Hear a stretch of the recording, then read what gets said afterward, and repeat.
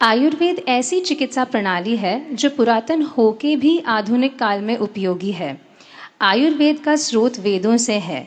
इस विज्ञान को आगे ले जाने वाली पीढ़ी के लिए आपका क्या संदेश है? कृपया मार्गदर्शन करें।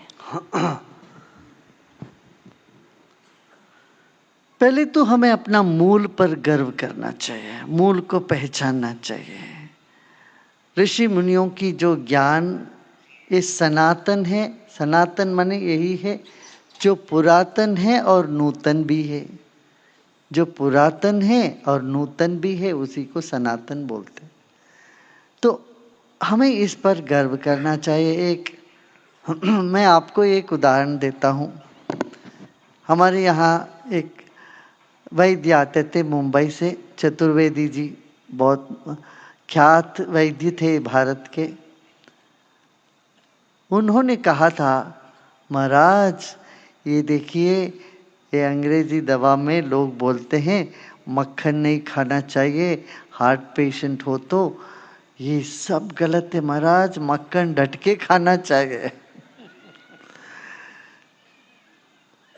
तो उन्होंने तो देखिए, हम 85 साल के हैं, हम रोज मक्खन खाते हैं। उनका ये कहने पर बाकी जो एलोपैथी डॉक्टर बोले ये तो भ्रम है, ये तो गलत है, ये सब बोले थे।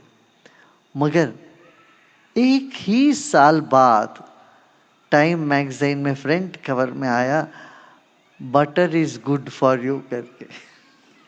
अभी नया शोध ये हुआ, मक्खन आपके लिए अच्छा है, वो भी हृदय रोगी के लिए अच्छा है, ताकि उसमें वो सब चीज़ें हैं जो चाहिए हमको, फोलिक एसिड के जो जो चाहिए शरीर के लिए, वो सब है उधर।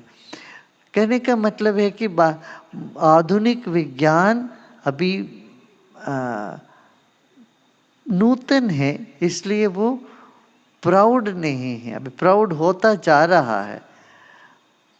मगर आयुर्वेद पुराना है बहुत, और उसमें सिद्ध किया है। हजारों सालों से लोगों ने इस अनुभव से इसको माना।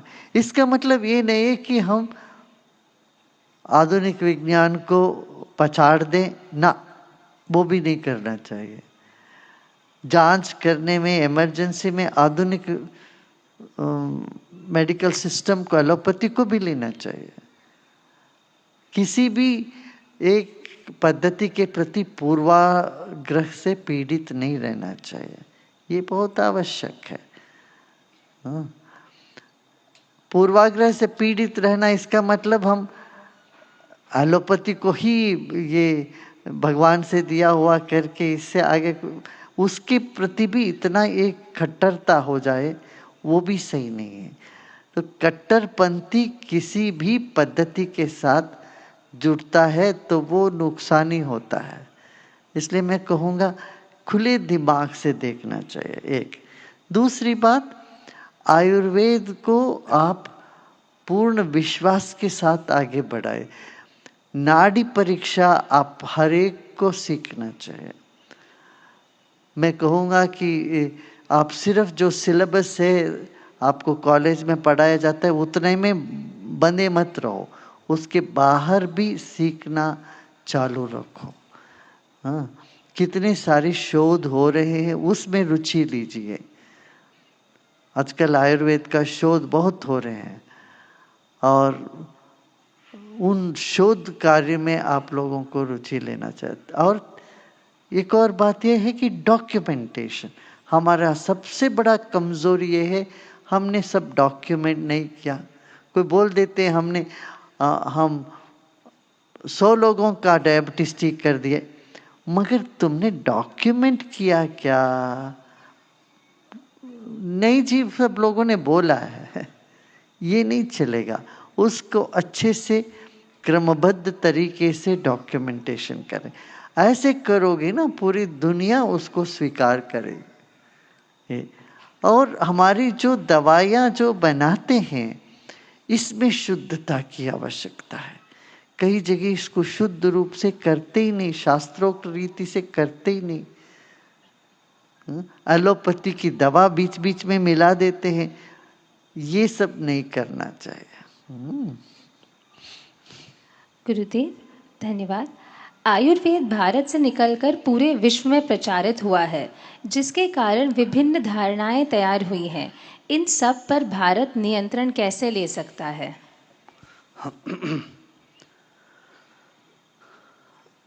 पहले तो भारत के जो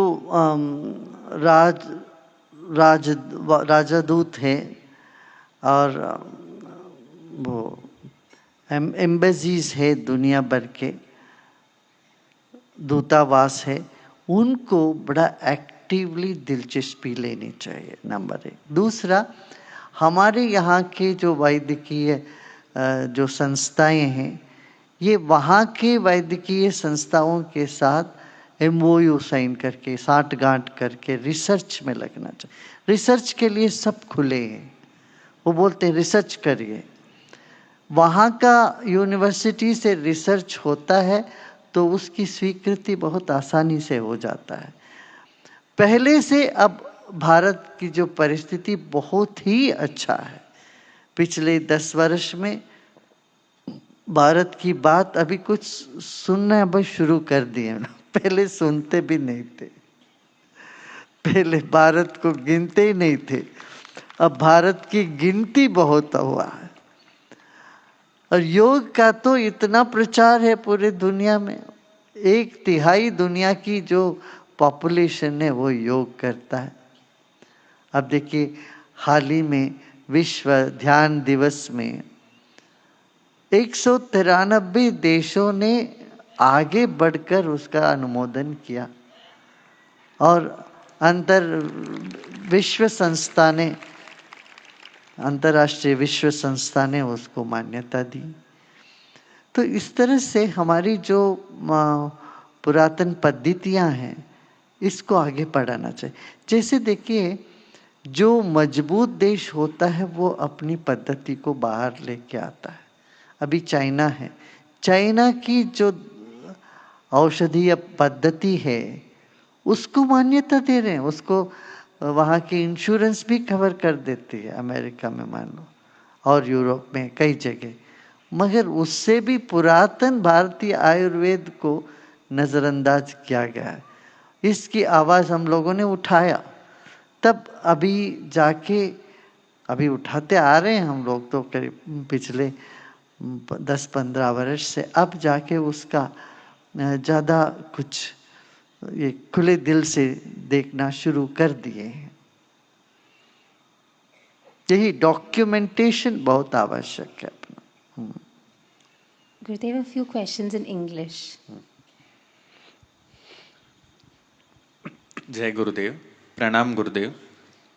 Nowadays, patients' last resort is to turn to Ayurveda, which brings undue pressure on the Vaidyas, healing them. How should the Vaidyas handle this mental pressure? Please guide us, Gurudev.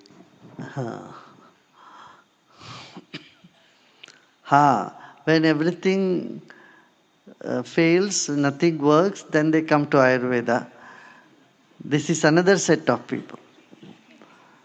I mean, this is there almost in every discipline, so you don't worry about it. You do your best and have faith.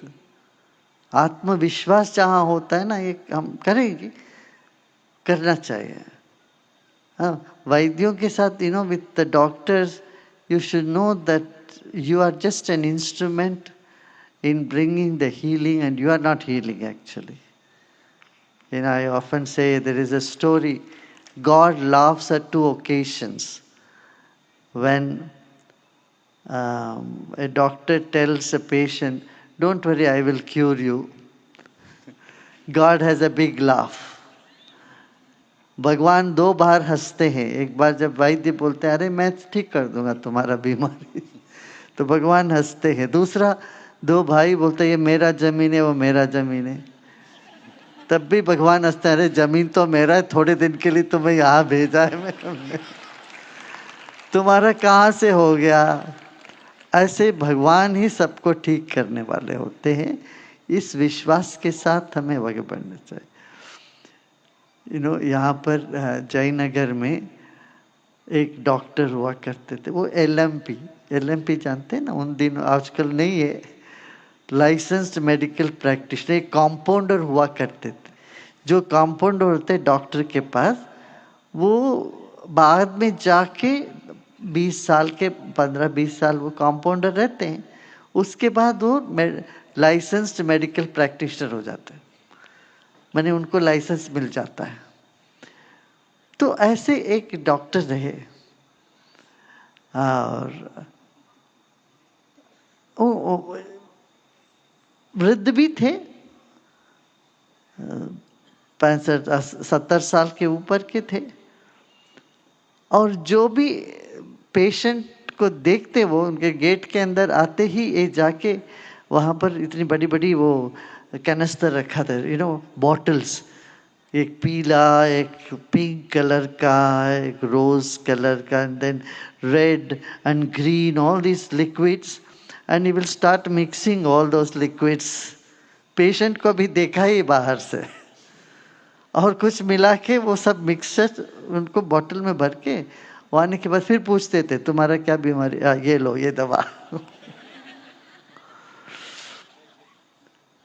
तो वहाँ जो MBBS doctor के पास लोग जाते थे उनको ठीक नहीं होता था, मगर इनके पास जाके एकदम ठीक हो जाते थे।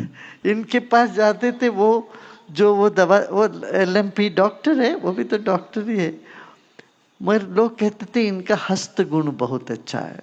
आयुर्वेद में कहते हैं हस्त गुण, means the doctor he has a good hand, means whatever he gives it works. So doctors should have that positive mindset. You should have positive, vibrant, your energy, your prana. See, today they say there is quantum healing. Healing happens not just through just substances and medicine, but even through vibrations. Healing happens through vibration. So your vibration is positive, then your medicine also works very well.